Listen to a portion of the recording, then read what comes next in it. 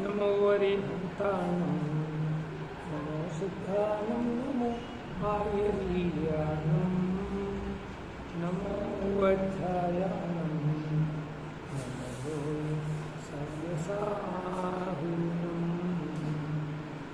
वन्दितु सर्वसिद्धे ध्रुवमचलमनोवमं गतिं पत्ते मोक्षामि समयपाहुः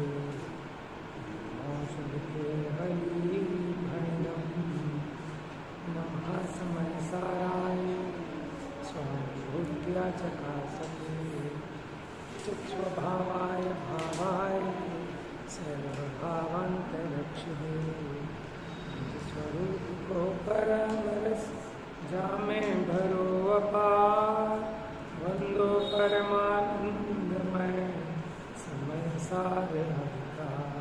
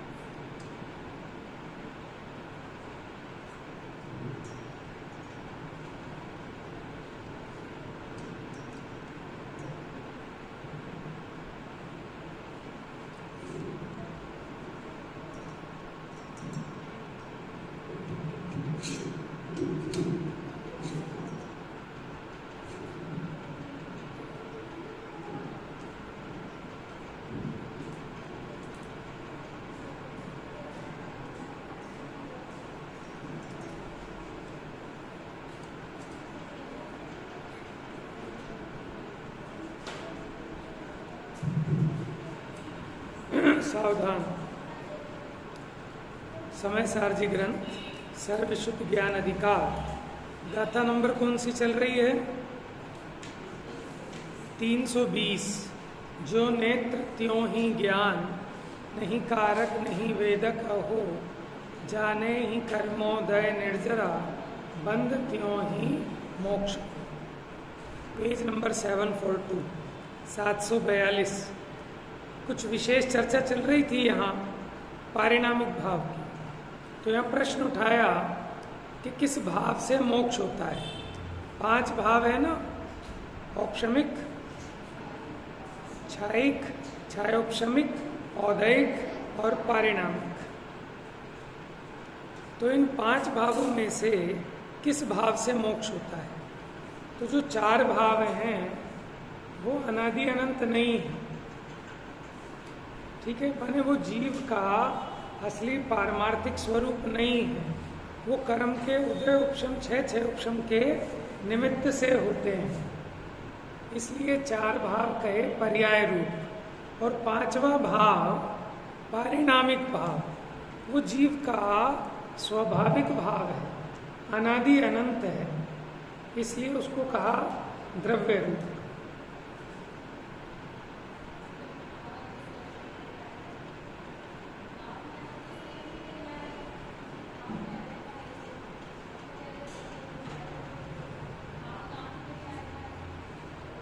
भाव नाम द्रव्य का भी है, भाव नाम गुण का भी है और भाव नाम पर्याय का भी है।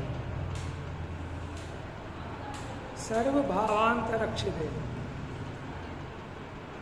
तो भाव कहीं द्रव्य के अर्थ में है, कहीं गुण के, कहीं पर्याय के। कल हमने एक बात और कहा था, अन्वय सो द्रव्य। अन्वय क्या होता है? ये वही है, ये वही है, ये वही है। तो प्रत्यभिज्ञान का कारण वो अन्वय है, ठीक है। जैसे ये पुरूरवा भील है, ये सिंह है और ये महावीर है, ठीक है। ये तो पर्याय अपेक्षा हो गया। लेकिन जो सिंह था, वही पुरुरवा भील था, वही महावीर हैं, ये वही हैं, ये वही हैं, ये वही हैं, उसमें अन्वयपने को देखना ये द्रव्य दृष्टि है। और उसमें भेद को देखना ये वो नहीं है, वो ये नहीं है, वो पर्याय दृष्टि है। अन्वय सुद्रव्य और जो व्यतिरेक है, व्यतिरेक माने ये वो नहीं और वो ये नहीं। जैसे देव है वो मनुष्य नहीं, मनुष्य है वो नारकी नहीं है, तो ये व्यतिरेक देखना है, ये पर्याय है। और जो देव था ना, वही मरकर मनुष्य हुआ, और वही फिर मरकर नरक में गया, फिर वही निकलकर त्रियंच में आया। ऐसे पुराणों में वर्णन चलता है ना। माने आप कोई भी पुराण उठा लो, जैसे महावीर पुराण उठाया, अब उसमें अनेक अनेक भवों की कथा चल रही है। तो फिर आप जब द्रव्य दृष्टि से देखते हैं तो आपको दिखाई देगा वो एक ही जीव है, जो नाना पर्यायों में, जिसके हमने आपको 20 भव बताए, तो 20 भवों में वो एक ही जीव है। तो उस एक पने को देखना ये द्रव्य दृष्टि है। और पर्याय भेद से भेद रूप देखना ये पर्याय दृष्टि है। फिर हमने चर्चा की थी पारिणामिक भाव के 2 प्रकार,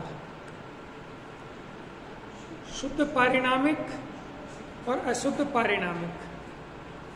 शुद्ध पारिणामिक वो अभेद रूप है, उसके कोई भेद नहीं है, यानी शुद्ध चेतना रूप ऐसी जो जीव की शक्ति है अनादि अनंत जीवत्व रूप, वो कहलाएगा शुद्ध पारिणामिक भाव। अशुद्ध पारिणामिक के 3 भेद, जीवत्व, भव्यत्व, अभव्यत्व। तो जो अशुद्ध पारिणामिक भाव है ये संसार दशा में होता है, सिद्ध दशा में नहीं होता। क्यों? यहाँ जीवत्व का मतलब 10 प्राणों वाला जीव, 5 इंद्रियां, 3 बल, आयु और श्वासोच्छ्वास। ठीक है, लेकिन ये पर्याय रूप है क्योंकि ये नष्ट हो जाने वाले हैं, इसलिए इनको अशुद्ध पारिणामिक में लिया। उसी प्रकार भव्यत्व, यद्यपि भव्यपना स्वभाव से ही है, लेकिन सिद्ध दशा में न भव्यपना होता और अभव्यपना तो वाला सिद्ध होता ही नहीं। देखिए लास्ट पैराग्राफ, पेज नंबर 742। वे जीवत्व, भव्यत्व, अभव्यत्व। आपको पता है भव्यत्व माने क्या होता है? नहीं पता? भव्य किसे कहते हैं? जिसमें मोक्ष जाने की योग्यता है। जाएगा ही ऐसा जरूरी नहीं है, योग्यता है।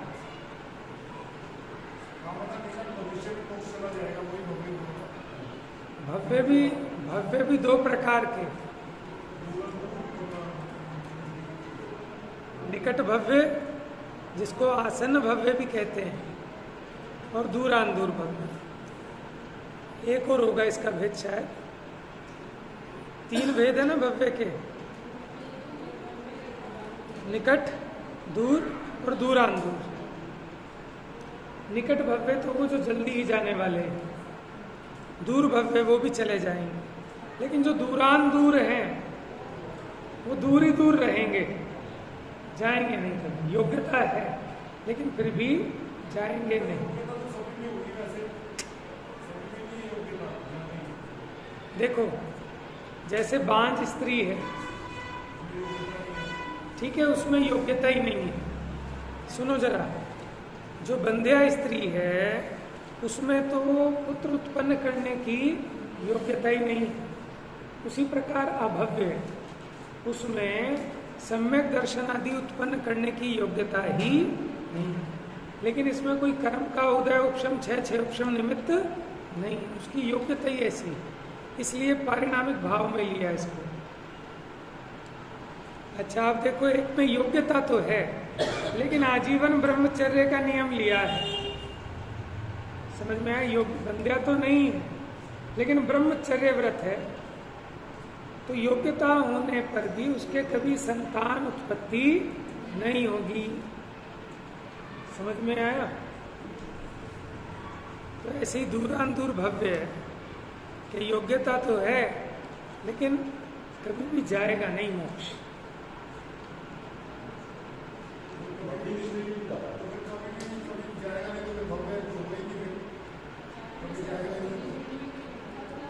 देखो, भव्य का मतलब है होने योग्य, हो ही जाए ऐसा जरूरी नहीं है, होने के लायक है लेकिन होए अथवा ना भी होए।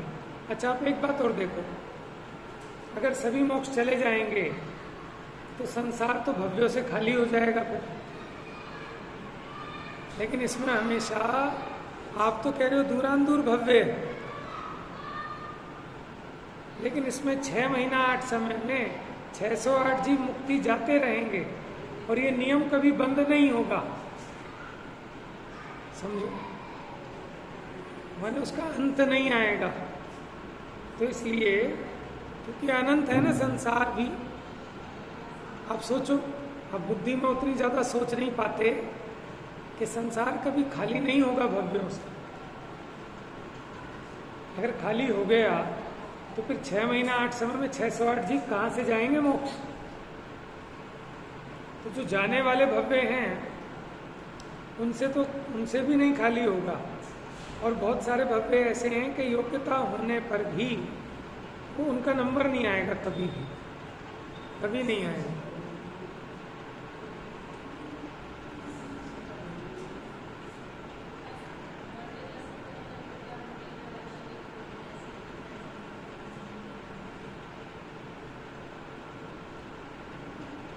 तो कहते हैं वे जीवत्व, भव्यत्व, अभव्यत्व अशुद्ध कैसे हैं?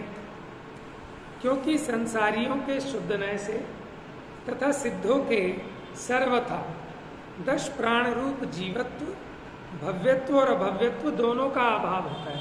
देखो, सिद्धों के ये 10 प्राणों वाला जीवत्व नहीं है, भव्य अभव्यपना भी नहीं है। और उसी प्रकार संसारी जीवों के शुद्ध नय से ये 10 प्राण वाला जीवत्व नहीं, भव्यत्व नहीं, अभव्यत्व नहीं। उन तीनों में भव्यत्व लक्षण वाले पारिणामिक भाव का 4 नंबर लिखा है, जिसको उसको थोड़ा आवाज को खोल दो।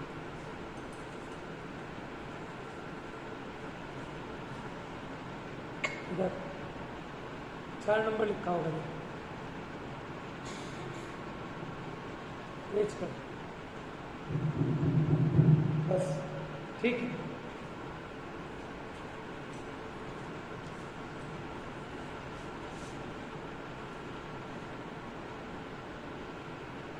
उन तीनों में भव्यत्व लक्षण वाले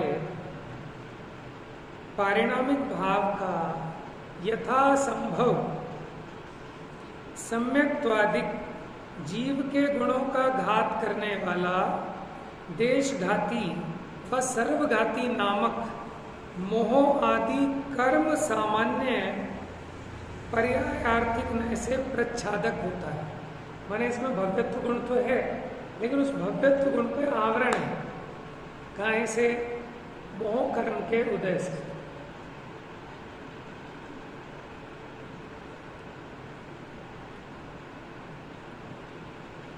क्योंकि सम्यक तो हो तब कहा जाए कि वो भव्यत्व गुण व्यक्त हुआ। ठीक है, भव्यत्व तो है लेकिन सम्यक दर्शन ही ना हो तो भव्यत्व गुण व्यक्त तो हुआ ही नहीं। अच्छा, उस भव्यत्व गुण को ढकने वाला कौन? सम्यक्त्व का घातक कौन? वो मोहनी है, दर्शन मोहनी। और वहां काल आदि लब्धि के वश से जब भव्यत्व शक्ति की व्यक्ति होती है तब ये जीव मन जब सम्यक दर्शन होता है, ठीक है, तो भजन सुना है ना आपने, काल लब्धि जब आई इंद्र निमित्त बन आया। भगवान की दिव्य दर्शना खिलने का समय आ गया तो इंद्र निमित्त हो गए, उसको भाव आया। गौतम स्वामी उनको लेके आया तो ऐसे ही जब जीव का अधिक से अधिक संसार में रुलने का काल अर्ध पुद्गल परावर्तन शेष रह जाए तब उसको कहते हैं काल लब्धि आई।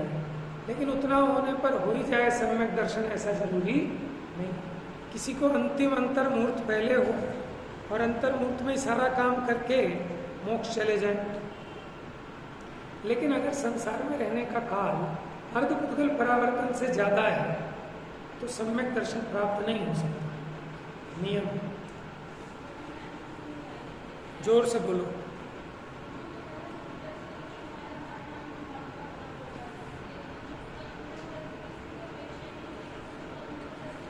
पारिणामिक भाव का नहीं, वो तो भव्यत्व शक्ति है। पारिणामिक भाव उसकी व्यक्ति नहीं होती।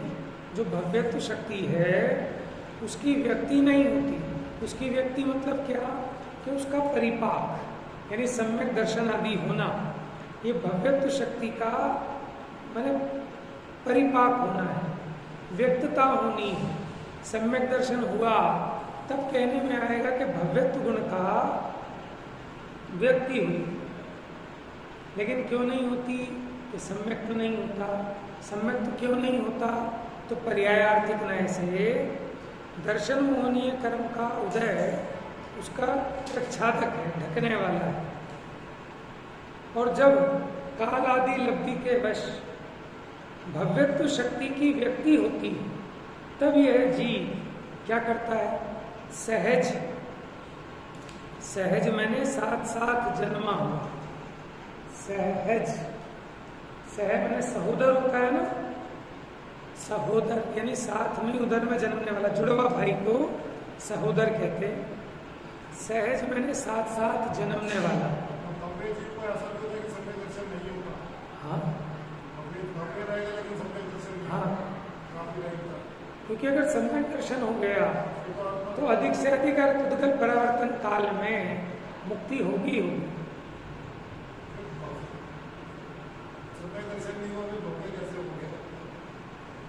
देखो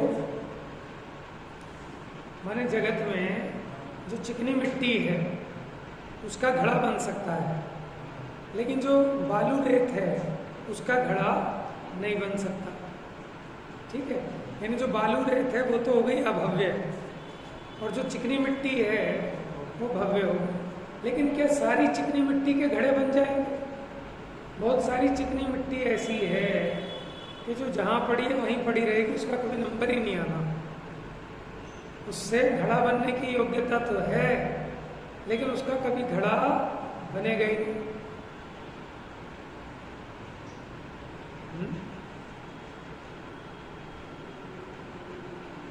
तो जब इस जीव की भव्यत्व शक्ति की व्यक्ति होती है तब यह सहज शुद्ध पारिणामिक भाव लक्षण रूप निज परमात्म द्रव्य के सम्यक श्रद्धान, सम्यक ज्ञान, सम्यक अनुचरण रूप पर्याय से परिणमता है। क्या करता है कि वो जो पारिणामिक भाव है उसकी श्रद्धा करता है, उसका ज्ञान करता है और उस रूप अनुचरण करता है। यानी सम्यक दर्शन, सम्यक ज्ञान, सम्यक चरित्र रूप परिणमता है।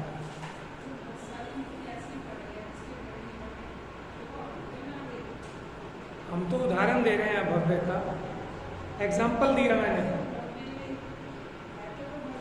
हाँ हाँ हाँ, दूरांदूर भव्य, दूरांदूर भव्य को अभव्य समभव्य भी कहते हैं। क्या कहते हैं?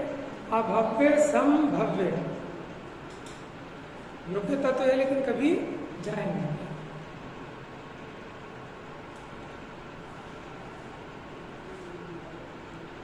तो उस परिणाम को आगम भाषा में औपशमिक सम्यक्त्व, छायोपशमिक सम्यक्त्व अथवा छायिक सम्यक्त्व, इन तीन भाव रूप कहा जाता है।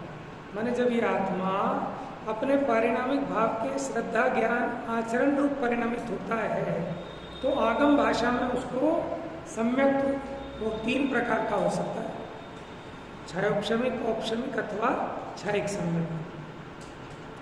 परंतु अध्यात्म भाषा में यानी निश्चय से शुद्धात्म अभिमुख परिणाम क्या कहेंगे?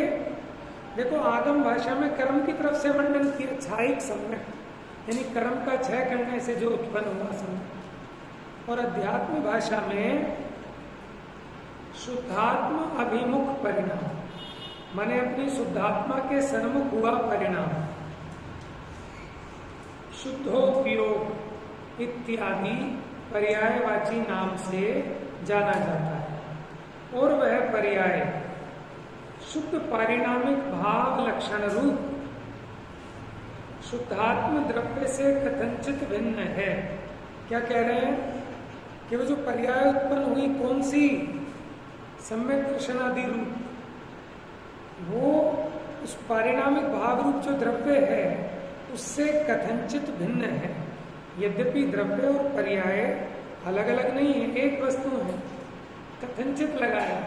कथनचित माने किसी अपेक्षा से। किस अपेक्षा से?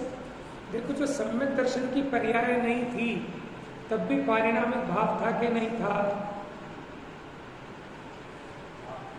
है ना? तो इस अपेक्षा वो सम्यक की पर्याय से वो पारिणामिक भाव कथनचित भिन्न है। इसको कहेंगे तदाभाव। क्या कहेंगे? माने द्रव्य है वो पर्याय रूप नहीं होता, पर्याय है वो द्रव्य रूप नहीं होता।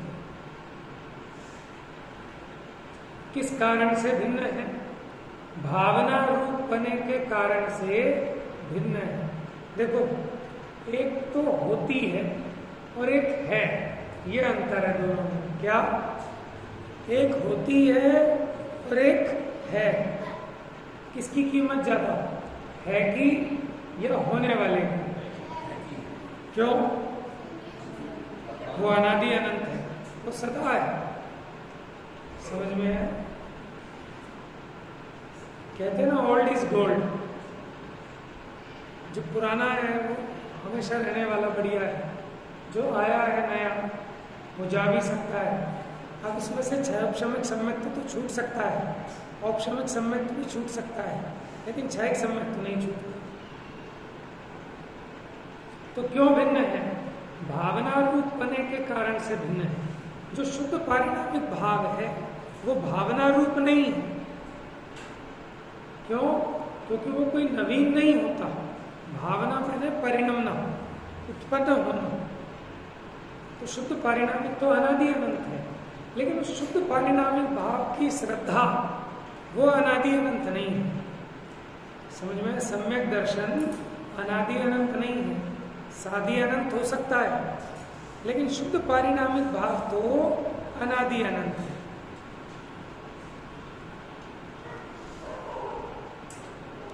तो क्या अंतर किया कि जो सम्यक दर्शनादि पर्याय हैं, यानी औपशमिक रूप, क्षयोपशमिक रूप अथवा क्षयिक रूप, ये तो भावना रूप है। भावना रूप माने होने रूप, ये उत्पन्न होते हैं। लेकिन जो शुद्धात्मा है, शुद्ध पारिणामिक भाव है, वो भावना रूप नहीं होता, वो तो है अनादि से अनंत काल तक। यदि एकांत से अशुद्ध पारिणामिक भाव से शुद्ध पारिणामिक भाव अभिन्न माना जाए,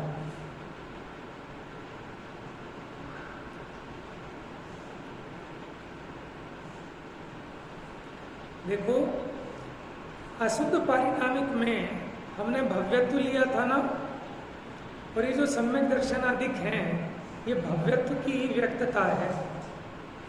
ठीक है? तो ये भी अशुद्ध पारिणामिक में लिया। क्या? ये जो भव्यत्व गुण की व्यक्तता हुई ये भी अशुद्ध पारिणामिक में। तो ये अशुद्ध पारिणामिक क्यों? क्योंकि ये पर्याय रूप है। देखो यदि एकांत से अशुद्ध पारिणामिक भाव से शुद्ध पारिणामिक भाव अभिन्न माना जावे, तब इसके मोक्ष के कारणभूत भावना रूप का मोक्ष होने पर, विनाश हो जाने पर शुद्ध पारिणामिक भाव का भी विनाश होगा, परंतु ऐसा नहीं होता। क्या कह रहे हैं कि जब इसको मोक्ष हो जाएगा तो वो जो मार्ग था, माने ये जो भव्यत्वपना था, कार्य होने पर कारण का अभाव हो जाता है। मंजिल पर पहुंचने पर मार्ग का व्यय होने पर ही गंतव्य की प्राप्ति होती है। अगर आप मार्ग को नहीं छोड़ें तो आप मंजिल पे नहीं पहुंच सकते। तो भव्यत्व जो था, जब मुक्ति हुई तो भव्यत्व का अभाव हो गया। ठीक है, तो उस जैसे मानो क्षयक्षमिक सम्यक दर्शन हुआ था, तो जब ये सिद्ध हो गया तो क्षयक्षमिक सम्यक तो वो उसका अभाव है, क्योंकि क्षयक्षम अधिक भाव वहाँ नहीं रहते, लेकिन पारिणामिक भाव तो रहता है। ठीक है, तो इसलिए इनमें कथनचित भेद है। अब आप एक बात और समझना, भाव तो जीव का पारिणामिक भाव होता है, लेकिन जब वो पारिणामिक भाव आप उसे कर्म आदि की दृष्टि से देखें तो वो दिखाई देता है अशुद्ध पारिणामिक। पर के निमित्त की अपेक्षा से देखें तो वो कहलाएगा अशुद्ध पारिणामिक। और उसे पर की अपेक्षा से ना देखकर उसे उसी की अपेक्षा देखें तो वही कहलाएगा शुद्ध पारिणामिक। ये समझाने के लिए तो भेद किए, वस्तु तो एक है। माने मैं मामा भी हूँ और मैं मनोज भी हूँ, तो क्या मैं दो हूँ? लेकिन जब भांजे की तरफ से देखें तो मामा पने का आरोपण होगा, ये हो गया अशुद्ध पारिणामिक पना। क्यों? क्योंकि मामा नहीं था तब भी मनोज तो था, और कदाचित भांजा मर जाए तो मामा भी मर जाएगा, लेकिन मनोज तो तब भी रहेगा। बात समझ में आ रही है? इसलिए उस भाव को पर्याय रूप होने से अशुद्ध पारिणामिक में लिया। ठीक है,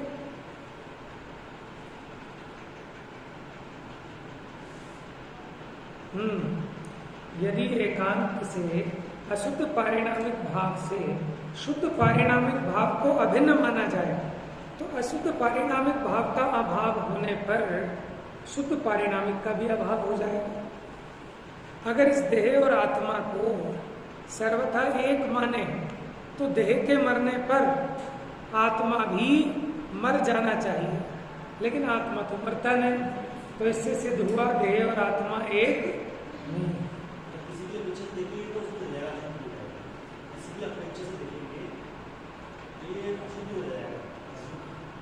किसी भी अपेक्षा माने पर की अपेक्षा से, और इसे इसी की अपेक्षा देखो, माने आप मुझे मनोज देखो, ठीक है, तो आपको दिखेगा कि साधारण होगा। लेकिन आप मुझे कभी टीचर देखो, कभी विद्वान देखो, कभी मामा, कभी भतीजा, तो ये अशुद्ध, मेरा अशुद्ध निरूपण है। वस्तु का वस्तु की तरफ से निरूपण वो उसका शुद्ध निरूपण, और वस्तु का कर्म सापेक्ष निरूपण वो अशुद्ध निरूपण। देखो उदाहरण दे रहा हूं, जैसे मेरा परिचय कराओ, माने कोई बहुत बढ़िया सज्जन व्यक्ति एक्सपायर हो गया, मर गया। देखो एक्सपायर होता है, समझ गए, माने डेट पूरी हो जाती है शरीर की, फिर चेंज होता है। तो अब किसी को बुलाया कि साहब आप 2 शब्द बोलिए इनके लिए, कि बहुत बढ़िया विद्वान थे, ठीक है, बहुत ज्ञानी थे, बहुत आराधना करने वाले जीव थे।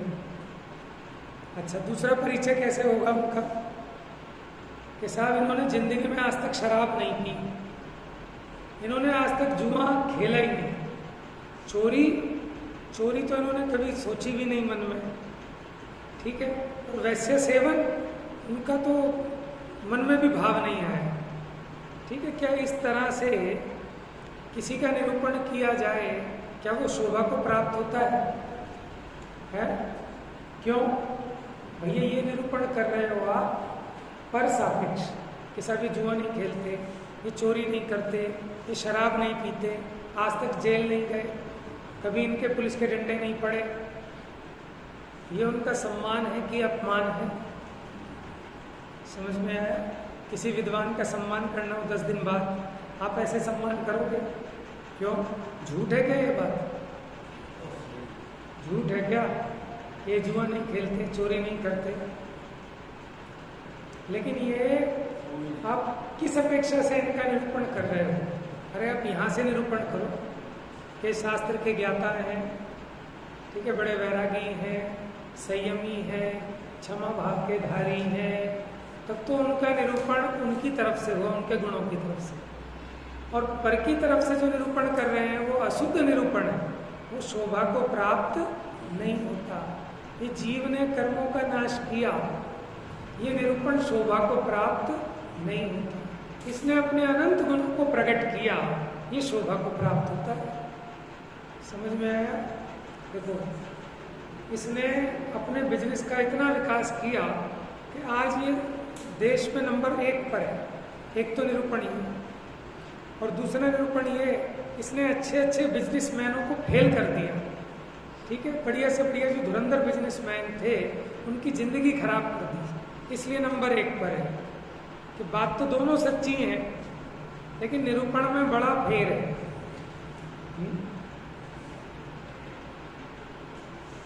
इससे सिद्ध है कि शुद्ध पारिणामिक भाव संबंधी जो भावना है, माने देखो दो बातें,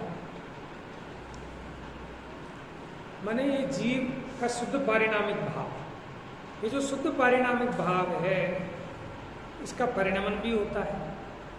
ठीक है, अब आप इस शुद्ध पारिणामिक भाव को कर्म आदि के सापेक्षता से देखते हैं तो पारिणामिक भाव तो वही है, वस्तु वही है, तो वो कैसी दिखेगी? वो दिखेगी आपको औपशमिक भाव रूप, क्षयोपशमिक भाव रूप, औदैहिक भाव रूप है और क्षयिक भाव रूप। कौन? वही वस्तु एक है, 5 नहीं है। जो 5 भाव गिनाए, वस्तु तो एक पारिणामिक भाव रूप है।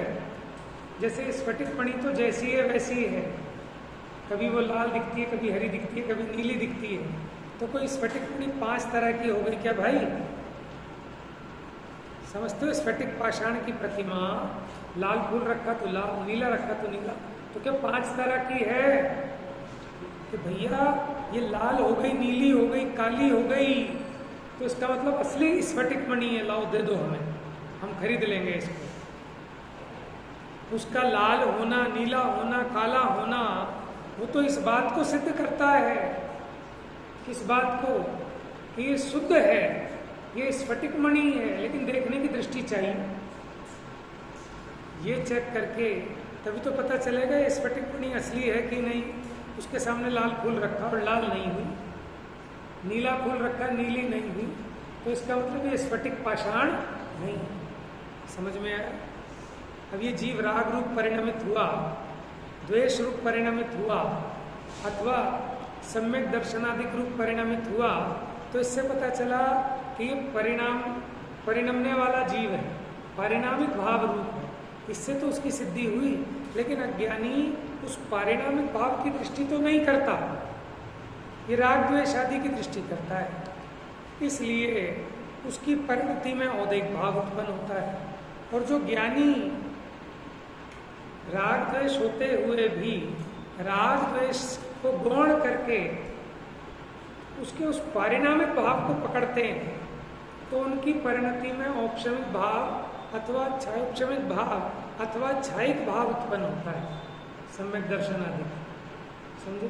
तो पारिणामिक भाव को जानने पर, पहचानने पर मोक्ष मार्ग का प्रारंभ होता है। और पारिणामिक भाव को, ठीक है, शुद्ध पारिणामिक को ना जानने पर, अशुद्ध पारिणामिक को ही मानने पर औदैहिक भाव उत्पन्न होता है, मोह राग द्वेष। तो ये पारिणामिक भाव का ही कमाल है कि ये चित्र विचित्र रूप परिलक्षित होता है, देखने वाले की दृष्टि चाहिए। जब कर्म के उदय की दृष्टि से देखें तो यही जी दिखेगा औदैहिक।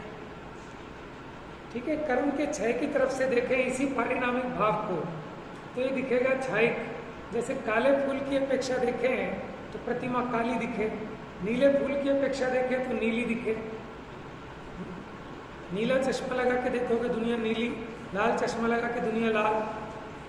समझ में आया? दृष्टि का फेर है।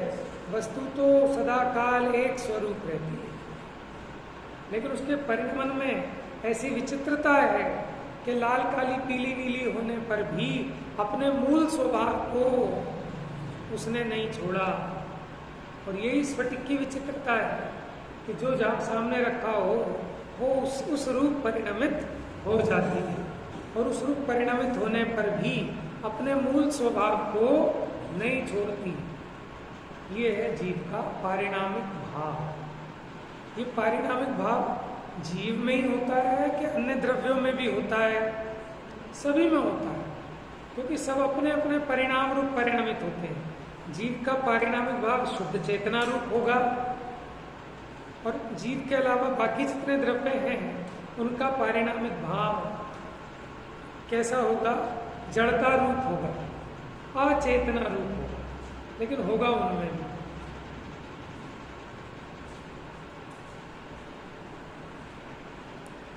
इससे सिद्ध है कि शुद्ध पारिणामिक भाव संबंधी जो भावना है, मैंने शुद्ध पारिणामिक भाव का लक्ष्य किया तो जो भाव उत्पन्न हुआ उस भावना रूप वो औपशमिक आदिक 3 भाव है। औपशमिक, क्षयोपशमिक और क्षयिक। किसकी भावना रूप है? ये पारिणामिक भाव की भावना। जब ये जीव अपने को कि मैं पारिणामिक भाव रूप हूँ ऐसा मानता है, जानता है, तब इसके सम्यक्त्वादी भाव उत्पन्न होते हैं। तो वो 3 तरह के हो सकते हैं, औपशमिक, क्षयिक, क्षयोपशमिक। और जब ये अपने को पारिणामिक भाव रूप ना मानकर कर्म के फल रूप अनुभव करता है तो इसको औदैहिक भाव उत्पन्न होता है, मोहराग देश रूप भाव उत्पन्न होता है। तो जो औपशमिक आदि 3 भाव हैं वह समस्त रागादि रहित बने से शुद्ध उपादान रूप कारण होने से मोक्ष का कारण है, परंतु शुद्ध पारिणामिक भाव मोक्ष का कारण नहीं है। अभी प्रश्न पूछने का टाइम आ गया, पढ़ लो जरा लाइन। ये जो औपशमिक भाव, क्षयोपशमिक भाव, क्षयिक भाव, ये मोक्ष के कारण है उपादान बने से। पारिणामिक भाव मोक्ष का कारण नहीं है। कोई न्याय देगा इसमें? क्यों ऐसा क्यों? अगर पारिणामिक भाव मोक्ष का कारण होता तो सारे जीव मुक्त होने चाहिए अनादि से, लेकिन उससे मुक्ति नहीं होती। औपशमिक सम्यक्त्वादि उत्पन्न होने पर ही मोक्ष मार्ग प्रारंभ होता है, समझे? तो इसलिए मोक्ष का कारण ये औपशमिक, क्षयिक अथवा क्षयोपशमिक भाव है। औदैहिक भाव मोक्ष का कारण नहीं, औदैहिक भाव तो संसार का कारण है। और शुद्ध पारिणामिक भाव वो न मुक्ति का कारण है और न बंध का कारण। अब ये इसका न्याय दो कि शुद्ध पारिणामिक भाव बंध का कारण क्यों नहीं है? सोचो। नहीं, जो शुद्ध पारिणामिक भाव है वो बंध का कारण क्यों नहीं है? हाँ। और बताओ कोई तर्क जिस न्याय से मैंने पहले बताया था कि वो पारिणामिक भाव मुक्ति का हेतु नहीं है, उसी प्रकार की युक्ति लगाओ ना, जैसे संसारियों में लगाया। अनादि से पारिणामिक भाव है तो सभी संसारी मुक्त होने चाहिए थे। उसी प्रकार हाँ, जितने मुक्त हैं उनमें भी पारिणामिक भाव है।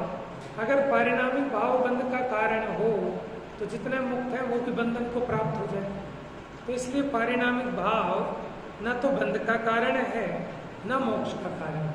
औदैहिक भाव बंध का कारण है, औपशमिक, क्षयिक और क्षयोपशमिक वो मुक्ति के कारण है।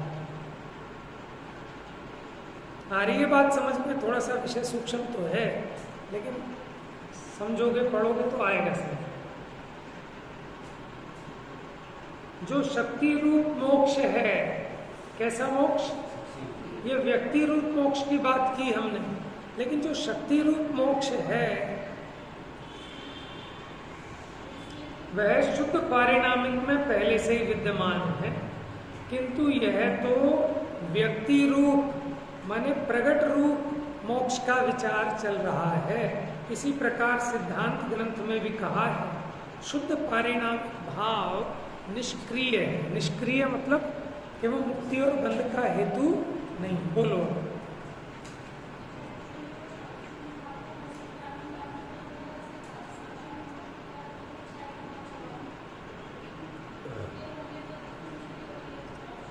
बराबर। देखो वो लगा देना, जो क्षयिक भाव है साक्षात तो हम इसलिए नहीं कहेंगे कि क्षयिक सम्यक्त हो गया तो भी एकदम कहाँ मुक्ति हो गई, तो भी मुक्ति नहीं हुई, तो भी केवल ज्ञान हो गया। ठीक है,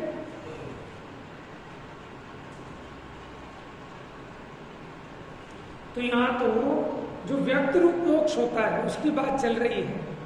ठीक है, बाकी मुक्त हमने एक अपेक्षा कही थी ना कि दोनों ही मुक्त हैं, कर्म और आत्मा। हमने पूछा था ना कि इनका मोक्ष होता है कि नहीं होता, कर्म का मोक्ष होता है कि आत्मा का मोक्ष होता है, कि दोनों का होता है कि दोनों का ही नहीं होता। तो जो चौथा ऑप्शन था कि दोनों का ही मोक्ष नहीं होता, क्यों? क्योंकि दोनों ही अनादि से मुक्त स्वरूप है, एक द्रव्य दूसरे द्रव्य रूप नहीं हुआ, इसी का नाम है कि अनादि से मुक्त है। जीव जीव ही है। ठीक है, लेकिन अभी यहाँ उस मुक्ति की बात नहीं है, यहाँ प्रगट रूप जो मुक्ति होती है उसकी बात। अब आगे कहते हैं निष्क्रिय का क्या अर्थ है। बंध की कारणभूत जो रागादि परिणति है, तो वो शुद्ध पारिणामिक भाव उस रागादि परिणति रूप नहीं होता। क्या कह रहे हैं?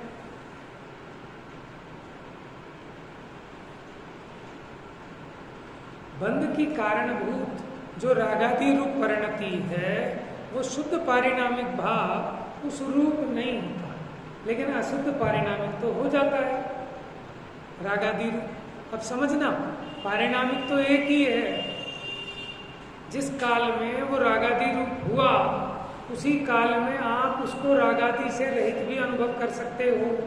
जिस समय वो स्फटिक पाषाण लाल रूप परिणमित हुआ उसी काल में आपकी दृष्टि में घबराहट नहीं होती कि अरे भैया मेरा ये पाषाण खराब हो गया, ये लाल कपड़े पे क्या रख लिया तो लाल ही हो गया। आपको चिंता होती है?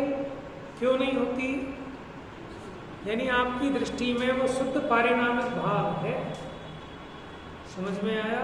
वस्तु तो एक ही है, उस एक वस्तु में ऐसे अनंत धर्म है, एक शुद्ध धर्म और एक अशुद्ध धर्म। एक को कह रहे हैं शुद्ध पारिणामिक, एक को कह रहे हैं अशुद्ध पारिणामिक। वस्तु एक, लेकिन अनंत धर्मात्मक। अनंत धर्मात्मक एक,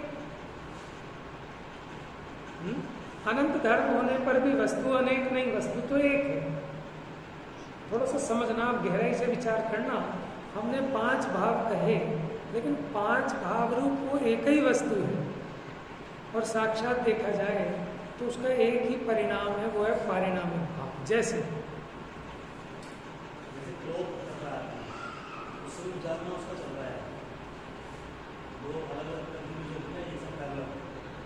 देखो, आप देखो चेतना वो पारिणामिक भाव है, चेतना परिणाम। अब वो चेतना अशुद्ध रूप परिणमित हुई है। अब उस काल में जिस समय रागादि रूप परिणमित हो रही है चेतना, तो वो उसकी अशुद्धता को गौण करके चेतना को पकड़ो तो वो शुद्ध पारिणामिक दिखाई देगा। जैसे जो आप सिनेमा में देखते हैं वो सब प्रकाश है, वहाँ कुछ नहीं है सिवाय प्रकाश के। पीछे से जो लाइट की रिफ्लेक्शन है वो डाली जाती है वहाँ पर, आप उस प्रकाश को देखते हैं और उस प्रकाश में अनेक चित्र दिखाई देते हैं। तो जो अनेक चित्र दिखाई दे रहे हैं, वो चित्र दिखाई देने पर भी वो एकमात्र प्रकाश है। अब उसमें उन नाना प्रकार के चित्रों को देखना ये अशुद्ध पारिणामिक समझ लो, और उसमें एक प्रकाश मात्र को देखना वो शुद्ध पारिणामिक। यद्यपि है एक ही है, तो वो प्रकाश ही, ठीक है ना, लेकिन उस प्रकाश की ऐसी क्वालिटी है कि उसमें वो चलचित्र माने वो फूल पौधे पहाड़ नदियाँ हीरो हीरोइन वो सब उस प्रकाश की ही रचना है। अब कोई तो इनको देखे और कोई उसमें एक सामान्य प्रकाश का अनुभवन करे। वस्तु तो एक ही है, लेकिन आप उसको ठीक है। तो अब आप ऐसे ही वस्तु तो एक पारिणामिक भाव स्वरूप है, अगर आप उसको पारिणामिक भाव रूप देखें तो परिणति में सम्यक दर्शन आदि उत्पन्न होते हैं, ठीक है। और उस पारिणामिक को आप अशुद्ध पारिणामिक देखें माने कर्म आदि की सापेक्षता से, शरीर आदि की अपेक्षा से ऐसा अशुद्ध रूप देखें तो परिणति में औदैहिक भाव उत्पन्न होता है। परिणाम तो जीव का चेतना परिणाम है, उसको कर्म नो कर्म इनसे भिन्न देखना, ये शुद्ध चेतना को देखना है, शुद्ध पारिणामिक भाव को देखना है। माने इस विशेष कथन में पूरे समय सार का रहस्य है कि जीव को कैसा दिखाना है कि द्रव्य कर्म भाव कर्म नो कर्म से रहित। तो द्रव्य कर्म भाव कर्म नो कर्म से रहित होगा कि अभी है? ये आत्मा द्रव्य कर्म भाव कर्म नो कर्म से रहित है या होगा? दोनों बातें ठीक है, देखने की दृष्टि है। शुद्ध पारिणामिक भाव देखो तो सदा मुक्त है, द्रव्य कर्म भाव कर्म नो कर्म से रहित है, रागादि मात्र से रहित है। लेकिन इसकी परिणति अभी माने वो कर्म आदि की तरफ से देखें तो अशुद्ध परिणाम हो रहा है, तो उस अशुद्धता का अभाव करके शुद्धता व्यक्त करनी है। लेकिन वो शुद्धता व्यक्त होने पर भी उस शुद्ध पारिणामिक में कोई चेंज नहीं आने वाला। वो तो अनादि अनंत है चेतना, वो सामान्य चेतना, शुद्ध चेतना, वही समय सार का सार है, शुद्ध चेतना। बाकी इसकी चर्चा निष्क्रिय का क्या अर्थ है, ये चर्चा कल करेंगे। थोड़ी गरिष्ठ चर्चा हुई है, आप थोड़ा सा विचार करना और एक बार कल स्वयं भी पढ़ना इसको, तब आपको समझ में आएगा। ये पैराग्राफ बड़ा इंपॉर्टेंट है कि शक्ति रूप मोक्ष तो शुद्ध पारिणामिक में पहले से ही विद्यमान है, यहाँ तो व्यक्ति रूप मोक्ष की बात चल रही है। ठीक है, तो भाव 5 है कि 1 है? 1 है, वो एक ही भाव 5 भाव रूप दिखाई देता है। समझ में आया? जा वाणी के ज्ञान से